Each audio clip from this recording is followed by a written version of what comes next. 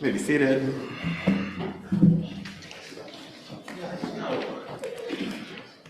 Shabbat Shalom. For a really long time, I have been drawn to the imagery of the 7 species, the Shiva Minim, which we find in the Torah portion this week. Moses tells the people, Deuteronomy 8:8, God is bringing them to a land of wheat and barley, of vines, figs, and pomegranate, a land of olive trees and date honey. I have lots of Judaica art and other pieces that prominently feature the 7 species. And Lindsay and I actually were married during the week of Parshat Eikev, and we have images of the 7 species on our cake. We had it etched on our wine glasses. The benchers we gave away, which I have one here, also features the 7 species. The beauty of these 7 species and their representation in art, it's just been something spoken to me. It's not just the level of aesthetics.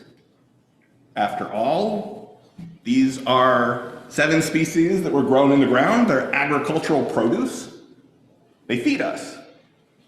So going back to the wedding, we talked to our caterer, and we had them incorporate each of the 7 species into our menu.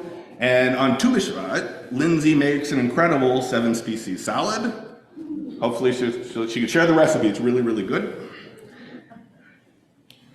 So for all of this beauty and symbolism, we'll get to the symbolism in a minute.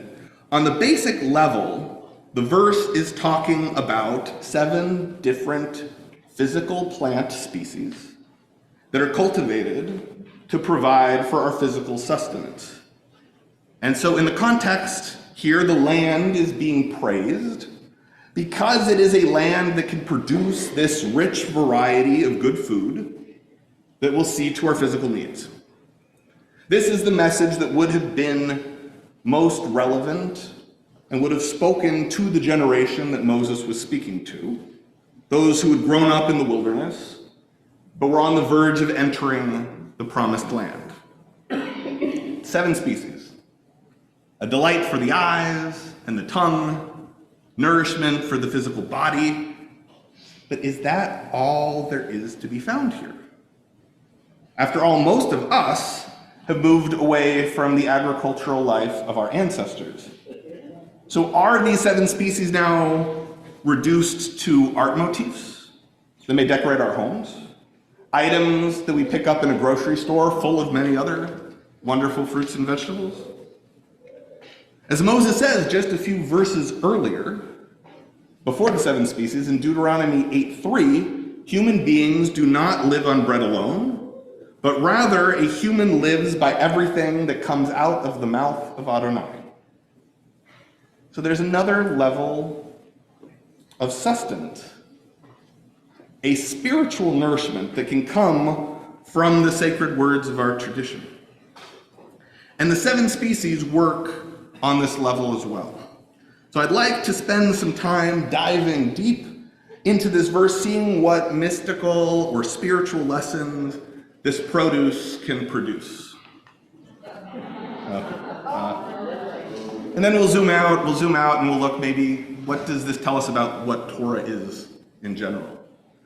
But specifically, I want to focus on one particular one of the 7 species, the te'enah, the fig, and see what lessons it might have for us today. The Talmud, in Eruvin 54a and b, has Rabbi Chia teaching in the name of Rabbi Yochanan, what is the meaning of this line in Proverbs, where it says, one who guards the fig tree shall eat its fruit? Why were matters of Torah compared to a fig tree? Just as a fig tree, whenever a person searches it for figs to eat, will find figs in it, so too with matters of Torah. Whenever a person meditates upon them, they will find in them new meaning.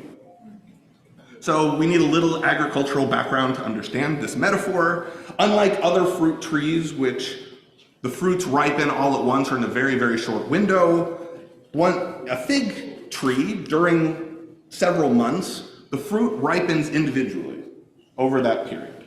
So during that time, if you put in the effort to find a ripe fig ready to eat, you will find one.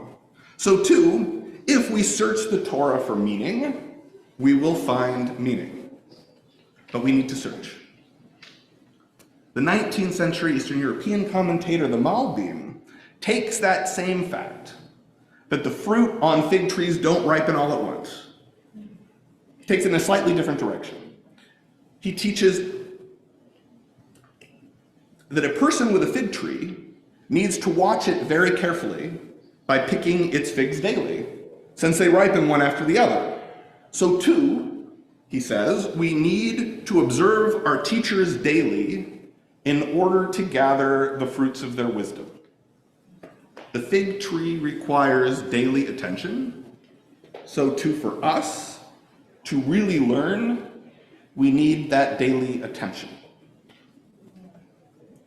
For the Kabbalists, the 7 species symbolize the 7 lower sphirot, the 7 divine emanations or attributes, and the fig represents netzach, which is endurance. And this sphira encapsulates the message of the fig from the Talmud and from the Malbim, because it's endurance that requires us to look closely at things. It requires us to make our practice regular. In an age of constant distractions, the status updates, the tweets, the posts, pulling us in every direction, the fig can remind us to look deeper, look closer, to look regularly, repeatedly, again and again. That's when we find fruit. So here, just a small taste of the teachings that our tradition has about just one of the 7 species. And there are more about the fig, and there are more about the other 6 species, all of them very fruitful.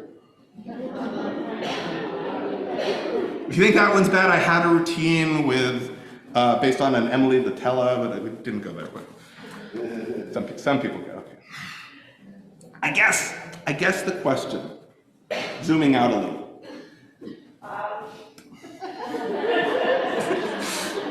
I guess the question is, why? Why are we doing any of this? Why focus on this one word in the Torah so closely, taking this verse, which clearly in its original was just about actual figs and other plants, and interpreting it in a symbolic way? Or in another way, was this all just a figment of the rabbi's imaginations? I'm done, that's the last one.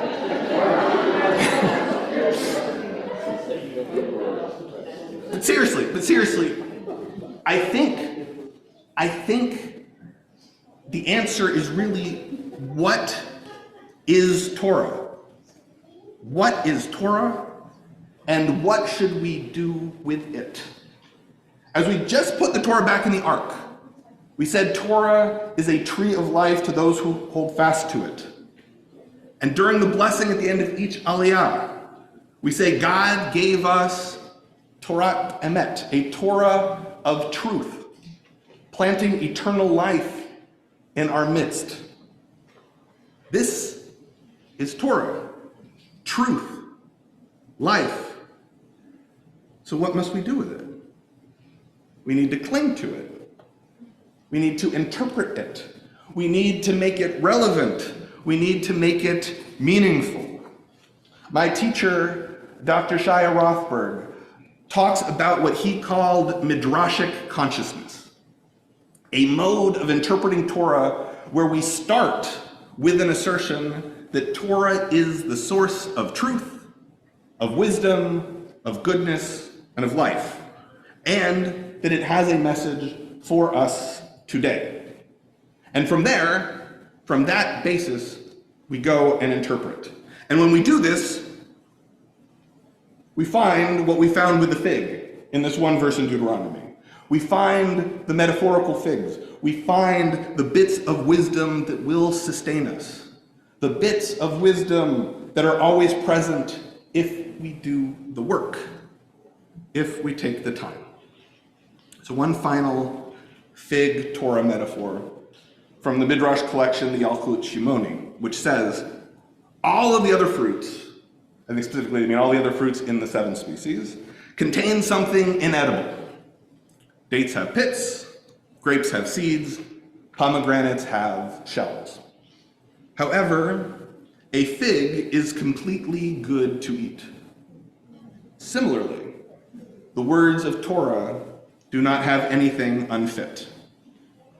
When we do the work, when we enter into midrashic consciousness, when we look at our tradition with creativity and fresh eyes, and we do it deeply, and we do it regularly, then we will find the sustenance, the meaning, and the sweetness which is all around us. Shabbat Shalom. And before we go into Musaf, in just a moment, I would like to bring back the moment of meditation before Musaf, taking this teaching in a slightly different direction. So I invite you to sit comfortably, feet on the ground, close your eyes if you're comfortable, and to visualize that you are walking in a wilderness, bare land, and you're searching for something to eat. And in the distance you see a tree. It's a fruit tree. And as you approach it, maybe it's a fig tree, maybe it's another tree, maybe it's another fruit tree, whatever fruit you feel you need at this moment. And as you get closer and closer, you see many fruits on the tree. Some may be ripe, some not quite yet. But if you look close, if you look deep, you know you will find one that will provide for your needs right now. And this tree is not just any tree. Etz Chaim. It is the tree of life. And find that fruit. You find the fruit that you need, and you pick it, and you hold it in your hand, and you prepare to eat. And you know that this fruit will sustain you, and this tree will sustain you day in and day out if all you need to do is look, and it will be there.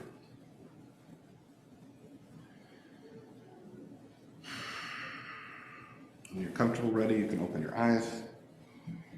As we begin together the Musaf.